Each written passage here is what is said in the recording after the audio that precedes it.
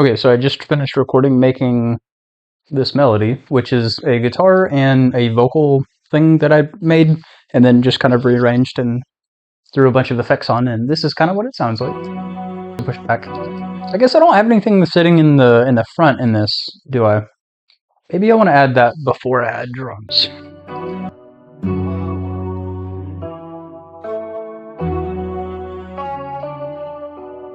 Just to kind of act as like a texture that's actually in your face a little bit and not quite as pushed back. So literally just added those bass notes, but with another guitar that isn't like pushed back and doesn't have a bunch of reverb on it.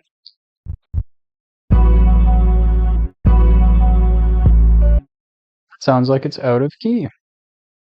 If you don't know how to like change the pitch of a sample, like an 808 for example, because if your 808 is not pitched correctly, it's going to sound bad. It's going to sound like it's out of key. What you can do is take the sound itself and put it somewhere on the playlist, hit Edit Sample, right-click, Regions, and then Detect Pitch Region, and then it tells you the note that it is. So right here, if you just highlight your mouse and then look on one of the hint bars, either in the lower right or the upper left, it tells you it's D sharp. Or if your eyes are good enough and you can read that that's a D sharp. Mine are not quite that good, so but yeah, that's a D sharp. So this is definitely playing out of key. It's a couple notes out of key. So what you do is you go back to the sample. So it's right here. And we said it was in D sharp. So the easy way of doing it is just find D sharp and right click it. So here's D sharp. So right click it so that it's like highlighted. And now the note should be tuned to C. So whatever note we put it on, it'll be that note. So now that I have it on F sharp, it should be playing F sharp now. And it sounds like it is.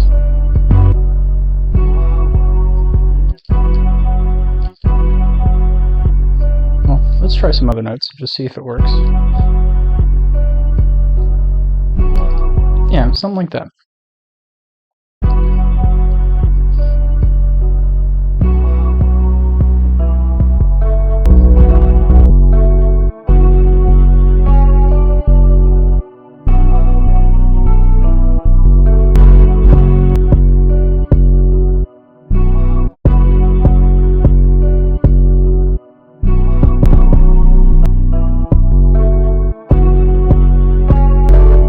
So something different I'm doing here with my kick is I'm not putting one on the 3 here. So like I've got one on the 1, on the 5. Normally I would put one on the 3, but for whatever reason I wanted to try something different. And so I just put the kicks on the hits after it, but left this one alone, and it sounds kind of cool. I might keep it.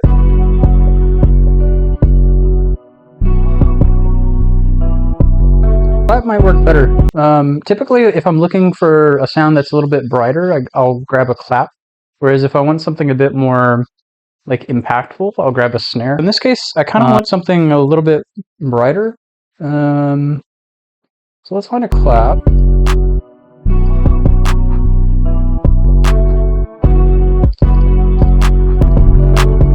Okay, now I'm going to add some like counter snares and rims and that sort of thing just to make things sound a little bit more like bouncy and flavorful.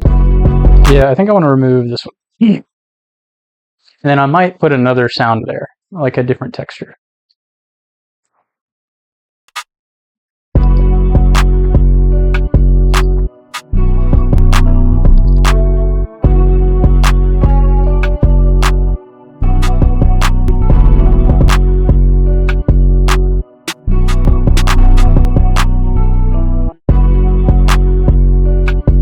I think with this one, I want to change it a little bit. So maybe like the first one is where it is, and then I move like the second two.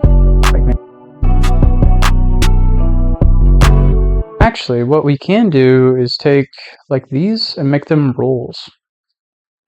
Do that. And then make the panning kind of like bounce left to right.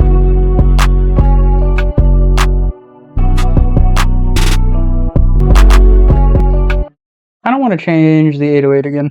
I can't decide on like what kind of 808 I want for this. I might just go with the spins, because the spins almost always sounds good. Always check the polarity if you're layering sounds, especially kicks and 808s. Because like in this example, it makes a pretty big difference if you just isolate the kick in 808 and then just flip the polarity of one. I don't know if you can hear it, but I can definitely hear a difference. And I'm not wearing headphones. And on top of that, I'm sitting kind of far away from my speakers, and it's not like super loud, and I can still hear a difference. So it definitely makes a difference.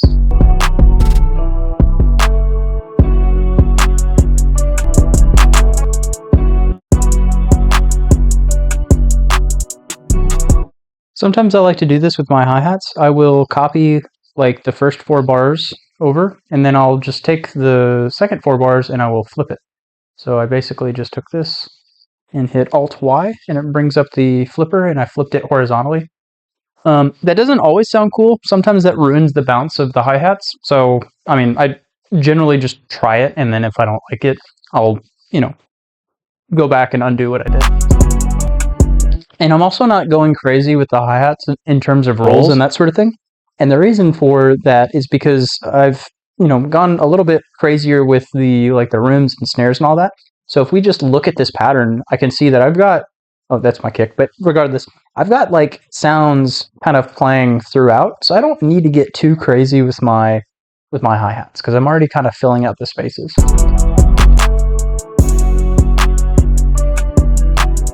I think I'm going to process a lot of my drum sounds, and then we'll probably call the video there. Okay, one thing I'm noticing as I'm processing these drums is a lot of my snares and rims and that sort of thing are kind of in the same place, which isn't automatically a bad thing, but if you want to create a little bit more depth with your song, you probably want to take some of those elements and push them to the back, or maybe push them out to the sides, or whatever. And I've already kind of started doing that. These 3 right here are like the counter snares and counter rims, and so those are being separated, which kind of achieves that a little bit. But I also want to maybe push one of them back in the mix a little bit. So maybe add some reverb or some delay or something like that. And I think I want to do it with the rim because it's kind of on its own there at the beginning, whereas these two kind of bounce off of each other a little bit more. And so I think adding something to the rim would be a good idea.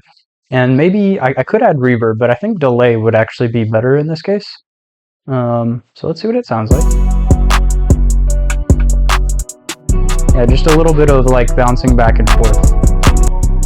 And I might add reverb as well, and then mix it back so it's not too much.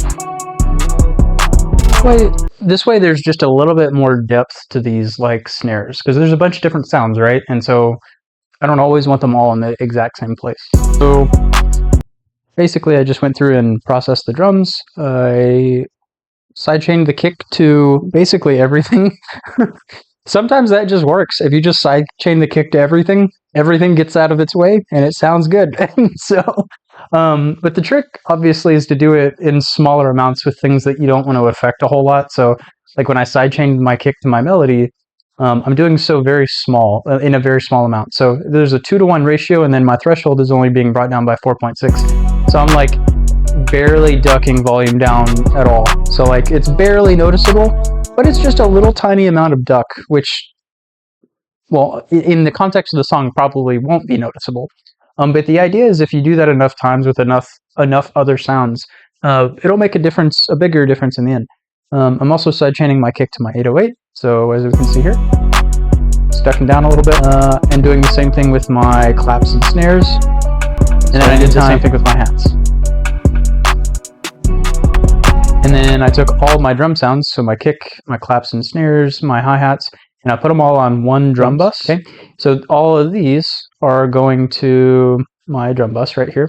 And then my drum bus is going through something called parallel compression, which basically just means I'm sending the signal of all of my drums to 2 different places. Okay, so I'm sending it to here and to here. And then the signal that I'm sending here is getting over-compressed and then mixed back in with the original signal. And it's only being mixed in by 30%. So way too much compression. That's why it's called over-compression, because I'm way over-compressing the sound. In fact, the threshold's being brought down to 39, 40 decibels, and then the gain's being pushed up by about 10. And then on my limiter, well, I'll just hit play and you can see it. This is what the over-compressed signal looks like on its own, and everything's very fat, very squashed. very present. And then in the original signal, that's not the case, obviously. Everything's normal. So I have my original signal, and then I have my overcompressed signal, and then those are both being sent over here. And the idea is if you overcompress the signal and then only send a little bit of it, so in my case I'm only sending 30% of this volume to the original to be mixed in. The idea is if you're just mixing a little bit of that overcompressed signal, you're going to add just a little bit more like impact, a little bit more beefiness to the sound. So at least that's the idea. And in this case, it does work. So if we listen to it without the overcompressed signal, and again, it's only 30% going to this, sounds like this. Sounds like this.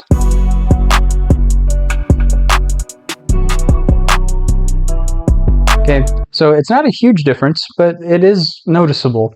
And one thing I've noticed with parallel compression is it obviously tends to make everything louder, and oftentimes I don't necessarily want my hi-hats to be too affected by this process. So what I'll do is, on my drum, like normal signal, it's just normal. But then on my overcompression signal, I actually go in and EQ out the high end, and that's to prevent my hi-hats from also getting overcompressed and brought up quite as much. And that's just a balancing thing. I'm sure if you know that you're going to be doing this later on, you can just mix your hats to be a little bit quieter, and that'll probably do the exact same thing as I'm doing here. There's a bunch of different ways you can get the desired effect that you want, but in this case, I'm just cutting out the highs before and after a little bit. And then, yeah, so I'm mixing the original signal with the overcompressed signal, and it sounds like this. So yeah, that's going to be basically it for this video. If you have any questions, feel free to throw them in the comments. But that's going to be it.